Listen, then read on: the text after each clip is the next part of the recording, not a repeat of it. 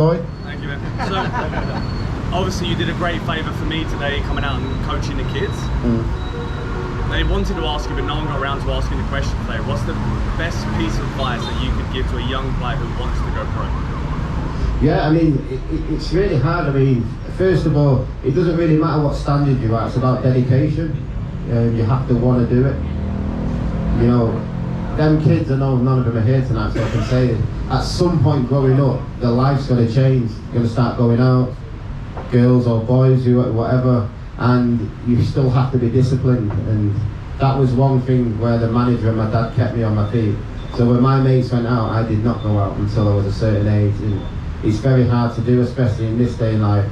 Well, I mean, we didn't have social media, so I'm guessing it was a little bit easier. So it is hard, but you just want to be able to become what you want to be, and to do that sacrifice is a big part of it early on. So yeah, it's tough. It's tough for the young ones, because even myself growing up, I was in a team, under 16s Man United, under 17s, I was the only one that made it. There may be one or two more that played a bit lower division, so not many do make it. So it's really hard mentally for the ones who maybe don't get a contract, and you've been at Man United since you were 10. Imagine you've been at United since you were 10, you get to 18 and then they go, oh, we don't want you anymore. It's tough. So having good people around you as well, I think, helps. Have you played against a lot of players that were way better than players that went pro who didn't go pro just because of that? Sometimes. I think there's a little bit of luck in there, but in general, the manager or the trainers will see you over a long period of time and know your character, know your skill level, grit, determination. That old saying, hard work will beat talent all day. So, you know, it's all part of it. Would you do anything differently? Yeah, there's only one thing I would do. I broke my ankle in one of the Champions League qualifiers when me and this player, very silly, very young, the ball was actually out of play, but he carried on and I carried on, and I was thinking, well, if you're going to carry on, so am I. Both went in for a sliding tackle, but I broke my ankle and the ball was out of play. That's the only thing I would change. Yeah. So yeah, I don't think there's any more. Yeah. Who was scary out of facing training? Ronaldo or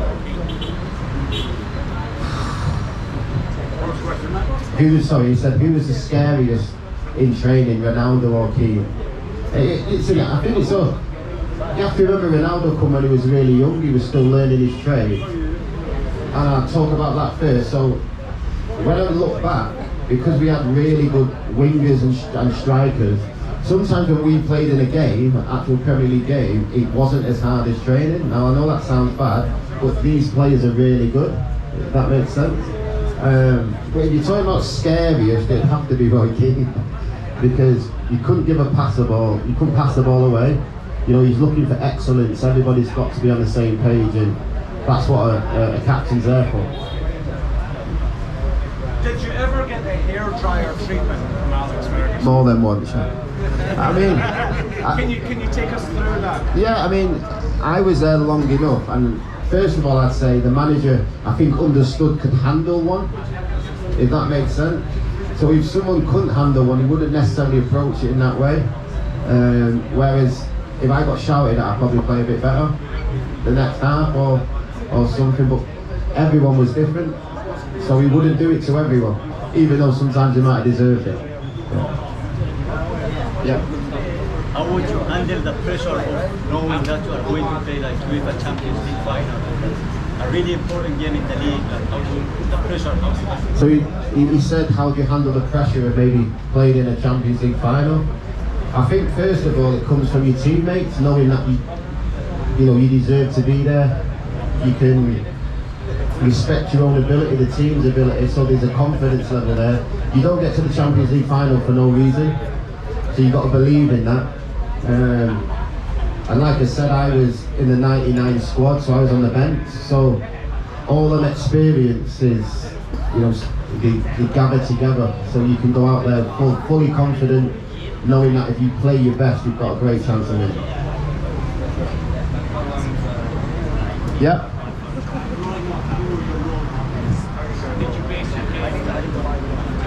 Yeah, so growing up, as I said this before, I didn't actually start playing football till I was like 10, 11. I used to do karate. And the one thing I took from karate is discipline. So if Sensei says something, you listen, it's simple as that. But I would have to say more because they drove was my dad and my granddad, first of all, because they would take me to wherever I needed to go. You only realise that when you get older, sometimes that can be more difficult. And I would have to say my early coach is 𝗨𝗵𝗲𝘁𝗀𝗏. You know, he's my first coach. I remember meeting him for the first time and he swore in every sentence. But these guys won the World Cup, you know. And it was a bit different back then. I think managers told you how it is, so you best get used to it, and that's how mentally you handle it. Whereas football today is a little bit more relaxed in that sense. There's not as much shouting and going on at the players. But I think my early coaches helped me a lot. They kept it very simple with me. They could probably say I had the ability, but didn't need to, you know, pump me with all this. You need to do this, you need to do that. It was more one thing at a time. So yeah.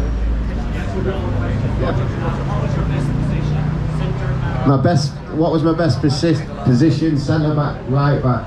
Now everyone will tell you that my best season was probably at right back, but me personally, I love centre back. Yeah.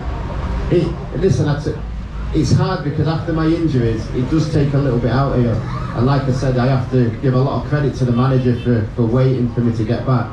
But when you do have ACLs, and I've had one on each leg, it is. I mean, my knees were sore they're sore today, and I don't even play.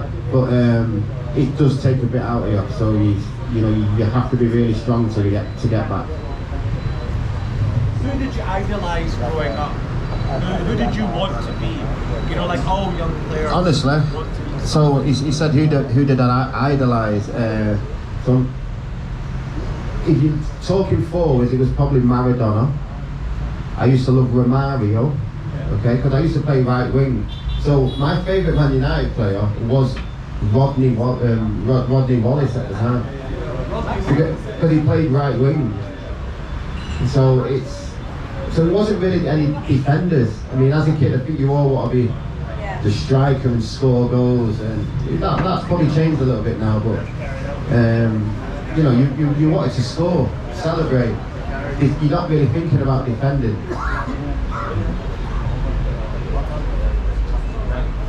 Any more? No? Yeah. What's your view on the way modern football's going? Things like VAR. What's your opinion on those? Yeah, it's good for some things, but it's still the same, isn't it? You still get it wrong sometimes. And you're like, what's the point? It's great for goal line technology, I think. You know, the offside takes a bit too long sometimes. There's ups to it, but there's lots of downs. You know, I don't think you can ever get it perfect.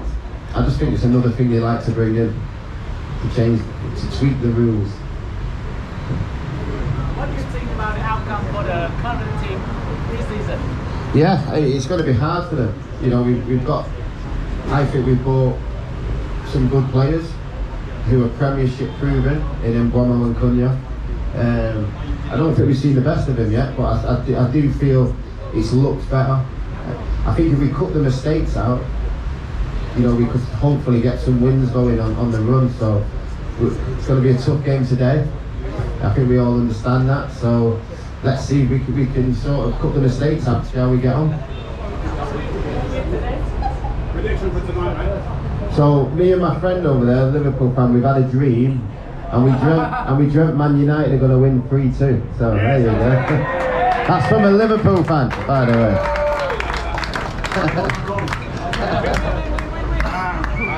Yes, Josh. Did you ever, when you were growing up, did you ever consider playing for Jamaica instead of England, or did the opportunity never arise? Yeah, so he's asked if so just so you know, my mum's English Austrian, my dad's Jamaican.